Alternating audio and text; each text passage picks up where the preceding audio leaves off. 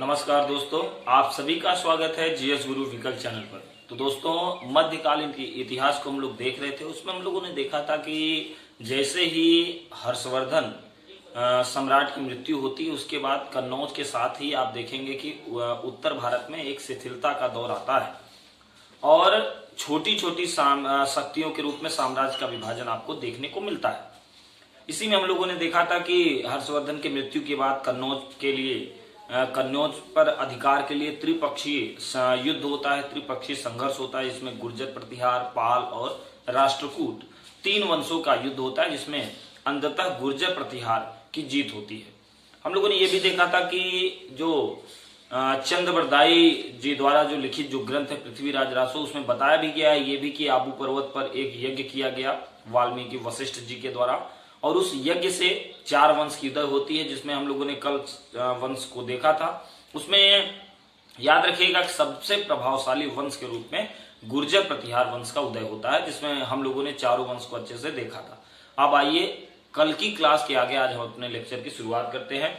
और देखिए दोस्तों, आज हम लोग बात करेंगे राष्ट्रकूट वंश की। तो यहाँ पर राष्ट्रकूट वंश की अगर बात करें तो राष्ट्रकूट वंश के जो संस्थापक थे, जिन्होंने राष्ट्रकूट वंश की नींव डाली, संस्थापक फाउंडर ये थे दंतिदुर्ग। तो एक दंतिदुर्ग नामक शासक थे। दंतिदुर्ग नामक शासक ने राष्ट्रकूट वंश की स्थापना की। तो यहां से पहला क्वेश्चन कि राष्ट्रकूट वंश की स्थापना किसने की, तो आंसर याद रहना चाहिए आपको, दंतिदुर्ग नामक व्यक्ति ने। तो दंतिदुर्ग ने राष्ट्रकूट वंश की स्थापना की। अब ये कहां पर की, ये भी आपको पता होना चाहिए, मतलब इनकी राजधानी क्या थी। तो राष्ट्रकूट वंश की राजधानी जो थी वो आपकी गुलबर्गा थी। मान्यखेट ये कर्नाटक में है, ठीक है।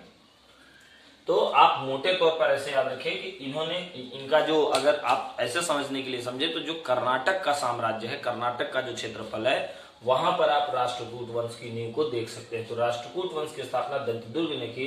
इनकी राजधानी जो थी वो मान्यखेट थी, कर्नाटक में, ठीक है। अच्छा, अब दंतिदुर्ग एक बहुत प्रतापी राजा थे। तो दंतिदुर्ग ने मालवा पर अधिकार करने के लिए युद्ध किया। मालवा, यहां पर देखिए, मालवा पर विजय प्राप्त करने के लिए दंतिदुर्ग ने अभियान किया। तो याद रखिएगा, तो दंतिदुर्ग ने जो मालवा पर विजय प्राप्त करने के लिए जो अभियान किया, उसमें दंतिदुर्ग जो है वो पूरी तरह सफल होता है। और सफलता के पश्चात दंतिदुर्ग ने एक यज्ञ किया जिसका नाम है हिरण्यगर्भदान यज्ञ। ये नाम थोड़ा सा याद रखिए, स्पेसिफिक नाम है, हिरण्यगर्भदान यज्ञ किया दंतिदुर्ग ने, जिसमें याद रखिएगा कि प्रतिहारों ने द्वारपाल की भूमिका निभाई थी। ये तीनों फैक्ट जो है ये बहुत इंपॉर्टेंट। पहला क्वेश्चन कि दंतिदुर्ग ने किस अभियान के तहत, किस क्षेत्र पर साम्राज्य स्थापित करने के तहत चढ़ाई की, जिसमें हिरण्यगर्भदान यज्ञ किया। तो आंसर याद रखिएगा, मालवा पर विजय प्राप्त करने के लिए इन्होंने चढ़ाई की। चढ़ाई के पश्चात दंतिदुर्ग ने कौन सा यज्ञ किया, तो हिरण्यगर्भदान यज्ञ किया। अगला क्वेश्चन कि जब दंतिदुर्ग ने मालवा विजय के पश्चात हिरण्यगर्भदान यज्ञ किया तो उसमें द्वारपालों की भूमिका किसने निभाई, तो आंसर याद रखिएगा, यही गुर्जर प्रतिहार जो हैं इन्होंने ही द्वारपाल की भूमिका निभाई थी दंतिदुर्ग के हिरण्यगर्भदान यज्ञ में, ठीक है। चलिए अब आगे बढ़ते हैं। देखिए, मैं बार बार रोज आपको एक ही बात बताता हूं कि फैक्ट ज्यादा नहीं है, फैक्ट कम ही है। हम वही फैक्ट हम लोग लेके चलेंगे जो हमारे पेपर के पॉइंट ऑफ व्यू से इंपॉर्टेंट है, और उसी को बार बार हमको रिवाइज करते रहना है। चलिए आगे बढ़ते हैं। राष्ट्रकूट वंश के एक राजा है कृष्ण प्रथम। तो कृष्ण प्रथम एक राजा है राष्ट्रकूट वंश के। इन्होंने एलोरा के कैलाश मंदिर का निर्माण कराया है। हम लोगों ने वहां पर देखा था नरसिंह वर्मन, आपको याद होगा पिछले लेक्चर में, उन्होंने कांची का कैलाश मंदिर का निर्माण कराया था। तो ये प्लेस के नाम से स्पेसिफिक याद रखिए कि कांची का कैलाश मंदिर का निर्माण नरसिंह वर्मन ने कराया था, जबकि एलोरा के कैलाश मंदिर का निर्माण कृष्ण प्रथम ने कराया था। ये बात क्लियर होनी चाहिए आपको। अब देखिए, एक शासक राष्ट्रकूट वंश में एक शासक और आता है जिसका नाम है ध्रुव तृतीय। तो जो राष्ट्रकूट वंश का शासक होता है ध्रुव तृतीय इसलिए फेमस है कि जो मैंने आपको बताया त्रिपक्षीय संघर्ष, जिसमें मैंने आपको बताया था कि गुर्जर, प्रतिहार, पाल और राष्ट्रकूट वंश का जो तीनों शासक जो युद्ध करते हैं कन्नौज के लिए, तो उसमें से ये जो ध्रुव है यह जो है ये त्रिपक्षीय संघर्ष में भाग लेने वाला प्रथम राष्ट्रकूट शासक है। काफी इंपॉर्टेंट बात है भाई। इसका मतलब अगर आपसे पूछा जाए कि राष्ट्रकूट वंश के किस शासक ने सबसे पहले त्रिपक्षीय संघर्ष में भाग लिया, तो आंसर याद रखिएगा वो होगा आपका ध्रुव तृतीय। तो यहां पर एक बात आप नोट कर सकते हैं कि त्रिपक्षीय, इसको लिखते रहिएगा भाई, नोट्स बना लीजिएगा अपना, संघर्ष में भाग लेने वाला प्रथम राष्ट्रकूट राजा। फिर से बोलता हूं, त्रिपक्षीय संघर्ष में भाग लेने वाला प्रथम राष्ट्रकूट शासक है ध्रुव तृतीय। ठीक है, चलिए अब एक चीज याद रखिएगा कि तक्कोलम का भी युद्ध होता है। इसी में एक शासक जैसे कृष्ण प्रथम के बाद कृष्ण द्वितीय आते हैं, फिर कृष्ण द्वितीय के बाद कृष्ण तृतीय आते हैं, तो तक्कोलम का युद्ध होता है 949 ईस्वी में, 949। तो तक्कोलम का युद्ध होता है जो राष्ट्रकूट वंश के राजा कृष्ण तृतीय और चोल वंश के राजा परांतक फर्स्ट के बीच युद्ध होता है, जिसमें से कृष्ण तृतीय की विजय होती है।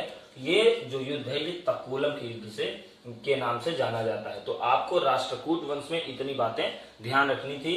दंतीदुर्ग के बारे में 3-4 बातें जो हम लोगों ने देखा वो याद रखिएगा।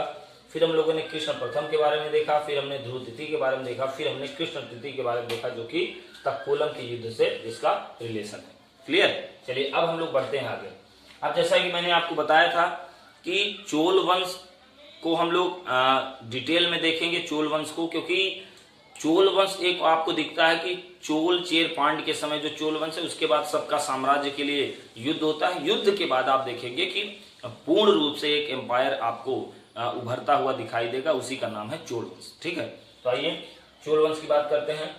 तो सबसे पहली बात कि चोल वंश का संस्थापक कौन था, तो याद रखिएगा चोल वंश के जो संस्थापक राजा थे उनका नाम है विजयालय। ये क्वेश्चन आपके आरओ में पूछा गया क्वेश्चन है, रिव्यू ऑफिसर 2016 या 2017 किसी वर्ष आया है, लेकिन याद रखिएगा पूछा गया क्वेश्चन है कि क्वेश्चन ये नहीं था कि स्थापना किसने की, क्वेश्चन ये था निम्न में से नर केसरी की उपाधि किस चोल वंश ने धारण की थी। मैं आपको बार बार यही चीज बता रहा हूं कि जो भी एंशिएंट या मिडिवल हिस्ट्री में जो भी मैं उपाधि बता रहा हूं उसको एज इट इज भाई याद करते चलिए, वो आपके पेपर के लिए बहुत महत्वपूर्ण है। उपाधियों से क्वेश्चन जरूर पूछता है। तो यहां से क्वेश्चन ये है कि निम्न में से किस चोल वंश ने नर केसरी की उपाधि ली, तो आंसर याद रखिएगा विजयालय। तो दो बातें यहां आपको ध्यान रखनी है कि चोल वंश की स्थापना किसने की, तो आंसर याद रखिएगा विजयालय। फिर अगली बात कि विजयालय ने कौन सी उपाधि ली, तो आंसर याद रखिएगा नर केसरी। तो विजयालय ने नर केसरी की उपाधि धारण की थी। ये बहुत इंपॉर्टेंट नहीं है, लेकिन क्योंकि पेपर में पूछा है इसलिए मैं जोर देकर यहाँ पर आपको बता रहा हूं। अब चोल वंश की जो राजधानी थी वो तंजौर थी, कहीं कहीं तंजाउर भी मिलता है। देखिए दोनों का एक ही नाम है, तो तंजाउर या तंजौर। ये एसएससी 2017 में भी पूछा गया क्वेश्चन है कि चोल वंश की राजधानी क्या थी, तो आंसर याद रखिएगा तंजौर या तंजाउर। तो तंजौर जो थी वो चोलों की राजधानी थी। ठीक है, अब आइए चोल वंश का जो प्रभावशाली शासक होता है राजराज फर्स्ट। ठीक है, तो राजराज फर्स्ट जो है ये सबसे प्रभावशाली राजा, सबसे प्रभावशाली नहीं कर सकते, लेकिन हाँ चोल वंश के अभी तक के राजाओं में सबसे प्रभावशाली राजा राजराज फर्स्ट होता है। और राजराज फर्स्ट जो है ये ऐसा पहला राजा होता है जिसने चोल मतलब ये तो खुद ही चोल था, चेर, पांड्य और श्रीलंका तीनों का जो संयुक्त गठबंधन था, चेर, पांड्य और श्रीलंका का जो संयुक्त गठबंधन था, इसको हराने वाला पहला चोल राजा होता है राजराज फर्स्ट। तो राजराज फर्स्ट ने किसको हराया भाई? चेर, पांड्य और श्रीलंका का जो संयुक्त गठबंधन था, इसको पहली बार हराने वाला शासक होता है राजराज फर्स्ट। ठीक है, अब राजराज फर्स्ट और भी बातें देख लेते हैं राजराज फर्स्ट के बारे में। तो जब इन्होंने श्रीलंका के शासक को भी हराया तो इन्होंने श्रीलंका के उत्तरी भाग, यहां पर देखिए भाई श्रीलंका का जो उत्तरी भाग है, आप समझ रहे होंगे मैप में, कि जैसे मान लीजिए श्रीलंका है तो ये वाला पोर्शन जो है यहाँ पर ये, ठीक है। तो श्रीलंका के उत्तरी भाग पर इन्होंने अधिकार कर लिया। तो पहली बार किसी दूसरे भौगोलिक क्षेत्र में या विदेश के भौगोलिक क्षेत्र में अधिकार करने वाला राजा के तौर पर आप राजराज फर्स्ट को भी जान सकते हैं, जिसने श्रीलंका के उत्तरी भाग पर कब्जा किया। साथ में केवल श्रीलंका ही नहीं, और आगे बढ़िए तो आप और नीचे आइए तो मालदीव आप जानते होंगे। तो मालदीव पर भी राजराज फर्स्ट में पूर्ण रूप से अधिकार कर लिया। इसका मतलब श्रीलंका का उत्तरी भाग उस पर पूरा कब्जा, और पूरे मालदीव पर कब्जा करने वाला पहला जो चोल वंश का राजा होता है वो होता है राजराज फर्स्ट। अब राजराज फर्स्ट ने ही बृहदेश्वर का राजराजेश्वर मंदिर बनवाया, जो कि शिव जी को समर्पित था। तो बृहदेश्वर का राजराजेश्वर मंदिर का निर्माण किसने कराया? तो आंसर याद रखिएगा, राजराज फर्स्ट, चोल वंश के शासक राजराज फर्स्ट ने ही बृहदेश्वर के राजराजेश्वर शिव मंदिर का निर्माण कराया था। यही ऐसा शासक था इसने पहली बार भूमि की माप कराई थी। बहुत इंपॉर्टेंट बात है भाई। तो भूमि माप, पहली बार भूमि की माप इसने कराई। याद रखिए, ग्रामीण विकास के पहले या दूसरे लेक्चर में, उम्मीद करता हूं शायद पहला ही लेक्चर था, तो पहला ही लेक्चर था जिसमें हम लोगों ने देखा था कि जो इसकी नींव है, जो ग्राम विकास की नींव है, वो आपको चोलों के साम्राज्य से दिखाई दे सकती है। तो यही राजा है जिसने पहली बार भूमि की माप कराई थी। अब इसके बाद ये ऐसा राजा है जिसने अपने जीते जी अपने उत्तराधिकारी जो राजेंद्र फर्स्ट, आगे यहाँ पर आप देख सकते हैं, तो उसने अपने पुत्र राजेंद्र फर्स्ट को अपना उत्तराधिकारी घोषित कर दिया था। तो इतनी 5-6 बातें जितना हम लोगों ने देखा उतना आपको यहाँ पर नोट्स बनाना है। राजराज फर्स्ट के बारे में इतना याद कर लेना है। तो चलिए अब हम लोग आगे बढ़ते हैं। अब राजराज फर्स्ट जितने प्रतापी थे उनसे भी प्रतापी लड़का उनका होता है जिनका नाम है राजेंद्र फर्स्ट। तो राजेंद्र फर्स्ट जो थे वो राजराज फर्स्ट के ही पुत्र थे। आप इसका स्क्रीनशॉट ले सकते हैं, फिर मैं इसको मिटाता हूं। चलिए अब हम लोग आगे बढ़ेंगे। तो जैसे देखिए हमने क्या देखा भाई कि जो राजराज फर्स्ट हैं इन्होंने श्रीलंका के उत्तरी भाग पर कब्जा किया, साथ में मालदीव पर कब्जा किया। तो चूंकि अब इन्होंने इतना कुछ किया तो इनके जो लड़के हैं राजेंद्र फर्स्ट, ये उनसे अभी आगे निकलेंगे। तो याद रखिएगा, राजेंद्र फर्स्ट ने क्या किया कि पूरी श्रीलंका को जीत लिया। क्योंकि मैंने आपको बताया कि वो तो राजराज फर्स्ट केवल उत्तरी भाग पर कब्जा किए थे, जबकि जो राजेंद्र फर्स्ट थे वो पूरी की पूरी श्रीलंका पर ही इन्होंने अपना पूर्ण रूप से अधिकार कर लिया था। साथ में जावा सुमात्रा जो प्रायद्वीप है आप जानते हैं, इस पर भी पूर्ण रूप से अधिकार कर लिया था राजेंद्र फर्स्ट ने। तो राजेंद्र फर्स्ट जो हैं इन्होंने पूरी की पूरी श्रीलंका को भी जीत लिया, साथ में जावा सुमात्रा पर भी इन्होंने पूर्ण रूप से अधिकार कर लिया। तो ये राजेंद्र फर्स्ट थे। तो राजेंद्र फर्स्ट ने भी जो है यहाँ पर ग्रामीण स्वशासन पे बहुत ज्यादा जोर दिया। ग्रामीण शासन को जो है इन्होंने मजबूती प्रदान करने का काम किया, वो राजेंद्र फर्स्ट ही थे। तो राजेंद्र फर्स्ट में आपको राजराज फर्स्ट की ही झलक आपको देखने को मिल सकती है। ठीक है, अब और आगे बढ़ते हैं तो हम लोग देखेंगे एक राजा यहीं पर आते हैं। राजेंद्र फर्स्ट के बाद आप एक राजा को पढ़ेंगे जिनका नाम है कलोतुंग फर्स्ट। कलोतुंग फर्स्ट, कलोतुंग फर्स्ट ये राजा है। कलोतुंग फर्स्ट के बारे में बस एक ही बात आपको ध्यान रखनी है कि कलोतुंग फर्स्ट जो राजा थे ये पहले ऐसे राजा थे जो चोल चालुक्य रक्त मिश्रित थे। इसका मतलब ये है कि ये जो है ये जो संतान थे ये चोल और चालुक्य के मिश्रित संतान थे। तो पहला चोल और चालुक्य का मिश्रित संतान आपको कहाँ देखने को मिलता है? कलोतुंग फर्स्ट के बारे में आप देखने को यहाँ मिलते हैं। कलोतुंग फर्स्ट के बारे में एक बात और याद रखिएगा कि इसने भूमि की 2 बार माप कराई थी। भूमि की 2 बार माप, तो ये भी कलोतुंग फर्स्ट ने काम किया था। तो भूमि की 2 बार माप कराई थी।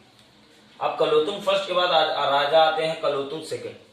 अब कलोतुंग सेकंड जो राजा थे उन्होंने क्या किया था कि जो मूर्ति थी विष्णु जी की, कहा जाता है कि वैष्णव धर्म। अच्छा एक बात और समझ लीजिए कि चोल साम्राज्य में वैष्णव और शैव धर्म का बहुत अधिक बोलबाला था। तो वहां पर 2 फॉलोअर आपको देखने को मिलेंगे। यहां आप देख सकते हैं, इसको हटा रहा हूं, कि एक वैष्णव धर्म था और एक शैव धर्म था, और दोनों प्रचंड रूप से उस समय आगे बढ़ रहे थे, वैष्णव और शैव धर्म दोनों। तो जो वैष्णव धर्म के अनुयायी थे और जो शैव धर्म के अनुयायी थे उनको क्या कहते थे, यही बात आपको बतानी है, क्योंकि ये क्वेश्चन आप जानते हैं सीडीएस में पूछा गया क्वेश्चन है। तो जो वैष्णव के अनुयायी थे उनको कहते थे अलवार, ध्यान से समझिए भाई, अलवार। और जो शैव अनुयायी थे उनको कहते हैं नयनार। अब देखिए, अभी तो आपको सब समझ में आ रहा होगा अलवार और नयनार, लेकिन पेपर में आप कंफ्यूज हो जाएंगे कि अलवार कौन थे, नयनार कौन थे। तो याद रखिए, ट्रिक थोड़ा यहाँ पर थोड़ा सा जैसे मैंने याद किया है कि शिव जी का काम क्या है। आप सब जानते हैं कि शिव जी का काम क्या है, कि वो सबका नाश करना उनका काम है, जो भी अपराधी हैं दंडित करना उनका काम होता है। तो वो विनाशक के तौर पर आप देख सकते हैं, जान सकते हैं शिव जी को। विनाशक का मतलब ये हुआ कि नहीं रहे, जैसे कोई व्यक्ति है उसका विनाश कर दिया जाएगा तो वो नहीं रहेगा, तो नहीं रहेगा। तो यहां से आप याद रखिएगा कि शिव जी के जो उपासक हैं वो नयनार मतलब नहीं रहने वाले हैं, ऐसे आप समझिए। तो बचा कौन सा, अलवार। तो अलवार जो हो जाएगा वो वैष्णव के उपासक हो जाएंगे। आपको जो भी तरीका सही लगे आप वैसे याद कर लीजिए। मैंने थोड़ा बता दिया कि अपने तरीके से, अगर आपको अच्छा लगे तो समझिए, नहीं तो फिर आपको जैसे याद करना है आप बस याद करते रहिए, तरीका चाहे जो।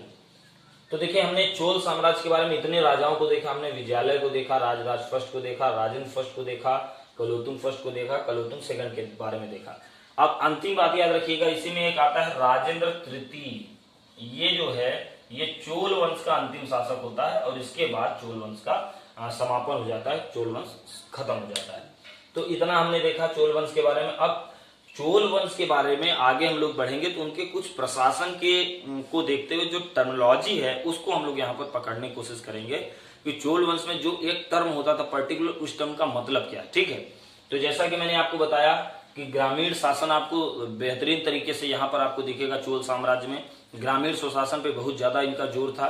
तो यहाँ पर देखिए कि इनका जो प्रशासन था वो किस तरीके से था, ये थोड़ा आप देखिए कि ग्राम की जो सबसे छोटी इकाई थी, मतलब प्रशासन की सबसे छोटी इकाई वो ग्राम थी।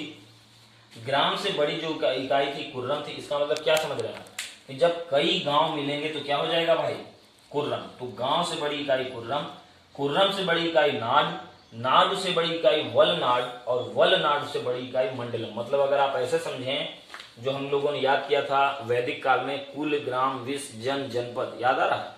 तो जनपद वाली संकल्पना राष्ट्र की होती थी, कुल, ग्राम, विश्व, जन और जनपद या राष्ट्र। क्लियर है, यही चीज आपको यहाँ समझना है कि सबसे छोटी इकाई ग्राम, कई ग्राम मिलेंगे तो जैसे हमारा ब्लॉक है वो आपको दिखेगा कुर्रम। अब देखिए आप कि शासन के विकेंद्रीकरण को आप कितने बेहतरीन तरीके से यहाँ देख रहे हैं। जो आज का परिवेश है आप देखेंगे तो उस समय चोल साम्राज्य में आपको पूरी तरह दिखाई देगा। जैसे फिर से देख लीजिए, ग्राम, कई ग्राम मिलेंगे तो ब्लॉक, तो ये हो जाएगा कुर्रम। कई ब्लॉक मिलेंगे तो हो जाएगा जिला, तो ये हो जाएगा नाड। कई जिले मिलेंगे तो हो जाएगा प्रदेश, फिर हो जाएगा वलनाड। और कई प्रदेश मिलेंगे बन जाएगा राष्ट्र, उसको बोलते तो मंडल। तो ये पूरा का पूरा टर्म आपको याद रखना है, ग्राम, कुर्रम, नाड, वलनाड, मंडलम। ठीक है, अब दो टर्म और है जो आपको यहां पर देखना है, एक उर है, एक सभा है। तो उस समय देखिए कि जो निर्णय लिया जाता था, जो भी उस समय डिसीजन लिया जाता था वो मिल बैठ कर लिया जाता था, क्योंकि विकेंद्रीकरण बहुत तेजी से उसमें फैला हुआ था। तो यहां पर आप देखें कि जो समितियां बनती थी, या समितियां न कहें उसको, जो सम्मेलन होता था, ये शब्द सही है, सम्मेलन। सम्मेलन में क्या होता था, लोगों को बुलाया जाता था, बैठाया जाता था, पूछा जाता भैया इस पर्टिकुलर ओपिनियन पर आपका क्या निर्णय है, तो इस मत के साथ आप हैं या नहीं, मतलब सबके डिसीजन को वहां पर लिया जाता था। तो दो आपको सभा दिखेगी, एक सभा के नाम से, एक उर के नाम से। तो जो उर है, ये मीटिंग जब उर की होती थी मीटिंग, तो उर की मीटिंग में जो उर नाम की मीटिंग होती थी उसमें सभी गांव वालों को बुलाया जाता था, उनके मत को लिया जाता था। मतलब जब सभी गांव वालों को बुलाया जाएगा, उनके किसी मत पर उनका निर्णय लिया जाएगा तो उसको उर का नाम दिया जाता था। जबकि सभा जो है ये ब्राह्मणों के साथ जो उनकी मीटिंग होती थी, या ऐसा समझिए कि जो भी उच्च लोग होते थे उनके साथ जो मीटिंग होती थी उसको सभा बोलते थे। तो आप यहां समझिए कि सबके साथ अगर कोई मीटिंग करना है तो वो उर कहलाता था, जबकि अगर ऊंचे लोगों के साथ जो मीटिंग करना होता था जो समाज में मतलब सम्मानित व्यक्ति हैं होते थे, केवल उन्हीं को बुलाकर जब मीटिंग होती थी उसको सभा बोला जाता था। तो ये दोनों टर्म आपको याद रखने हैं। देखिए कुछ समितियां भी वहां पर बनी थी, जैसे तोट्टावारियम, एरिवारियम, पोनवारियम, तो ये है, ठीक है। तो कुछ समितियां भी जैसे पोनवारियम समिति, ये सोने से संबंधित थी, समझ रहे हैं, तो ये सोने से संबंधित होती थी। एरिवारियम होती थी कि ये आपका फूलों से संबंधित होता था। तोट्टावारियम जो है तालाब से संबंधित समिति होती। मतलब सोचिए कि सब चीजों के रख रखाव से संबंधित चीजें वहां पर बनाई गई थी। मतलब पर्टिकुलर चीजों को देखने के लिए ये समिति होगी, इस चीज को देखने के लिए ये समिति होगी। इसका मतलब विकेंद्रीकरण जो है ये एकदम जड़ तक पहुंचा हुआ आपको दिखाई देगा। ये नहीं कि एक ही व्यक्ति, जैसे सामंतवादी व्यवस्था नहीं कि एक ही काम को देखने के लिए फिर वो हैं, एक ही आदमी है जो खूब ढेर सारा काम देख रहा है, जैसे आप बुद्ध साम्राज्य में देखेंगे, ऐसा आपको यहाँ नहीं दिखेगा। ये बहुत अच्छी बात आपको यहाँ पर दिखेगी। अच्छा, ये दो टर्म और हैं जो हम लोग देख लेते हैं, एक है ब्रह्मदेव, एक है चतुर्वेदी मंगलम। देखिए ये सब टर्म है इसलिए हमारे लिए थोड़ा सा इंपॉर्टेंट है। ब्रह्मदेव जो है वो ऐसी भूमि होती थी जो ब्राह्मणों को दान में दे दी जाती थी। चोल साम्राज्य में आप देखेंगे कि जो ब्राह्मणों को दान दी जाती थी भूमि, उसको ब्रह्मदेव बोलते थे। जबकि चतुर्वेदी मंगलम जो भूमि होती थी, ये वो भूमि होती थी जो ब्राह्मणों को दी गई है लेकिन वो कर मुक्त भूमि है, टैक्स फ्री जो लैंड का पार्ट है, उसको चतुर्वेदी मंगलम बोलते थे। क्लियर है भाई? तो ब्रह्मदेव और चतुर्वेदी मंगलम को भी वहां पर लिख लीजिएगा। एक चीज और समझ लेते हैं हम लोग, कल्याणजू एक टर्म है, कलांजू भी कहीं के देखने को मिलता है। तो कलांजू या कल्याणजू, कंफ्यूज नहीं होइएगा, दोनों चीजें आपको अलग अलग किताबों में अलग अलग देखने को मिलता है। तो कल्याणजू या कलांजू जो था, ये पूर्ण रूप से सोने का सिक्का जो होता था उसको कहा जाता था कल्याणजू या कलांजू। ठीक है, आपसे ऐसे भी क्वेश्चन पूछ सकता है कि चोल साम्राज्य में जो सोने का सिक्का होता था उसको क्या कहते थे। वैदिक काल में अलग था भाई, कंफ्यूज मत होइएगा, ठीक है। गुप्त काल में अलग था और यहाँ पर अलग है, तो जो जहां पर है उसको वैसे ही याद रखिए, ठीक है। अब एक चीज और लास्ट में याद रखिएगा कि जो चोल साम्राज्य का जो महत्वपूर्ण बंदरगाह था या जो बंदरगाह था वो था आपका कावेरी पट्टनम। तो कावेरी पट्टनम जो था ये चोलों का एक महत्वपूर्ण बंदरगाह था। एक बात और याद रखिएगा कि चोल साम्राज्य में इतना तो हमने देखा कि ग्रामीण स्वशासन बहुत मजबूती से वहां पर पकड़ बनाया हुआ था, और इसीलिए आप ये भी देख सकते हैं इनका साम्राज्य था बहुत ही शक्तिशाली आपको देखने को मिलता है। साथ में एक चीज और इसमें ध्यान रखिएगा कि जो चोल साम्राज्य था, इस चोल साम्राज्य में जो मंदिर होते थे वे बैंकिंग का कार्य करते थे, अर्थात लेनदारी देनदारी का भी काम किया करते थे। तो इतनी बातें हमने चोल साम्राज्य में देखी। अगली क्लास जब हम लोगों की होगी तब हम लोग वहां पर तुर्कों के आक्रमण से अपनी क्लास को वहां शुरू करेंगे, तो हम वास्तव में मिडवल हिस्ट्री में तब हमारा प्रवेश हो जाएगा। तो चलिए हंसते रहिए, मुस्कुराते रहिए और मन लगा के पढ़ते रहिए। आज का लेक्चर देखने के लिए आपका बहुत बहुत धन्यवाद।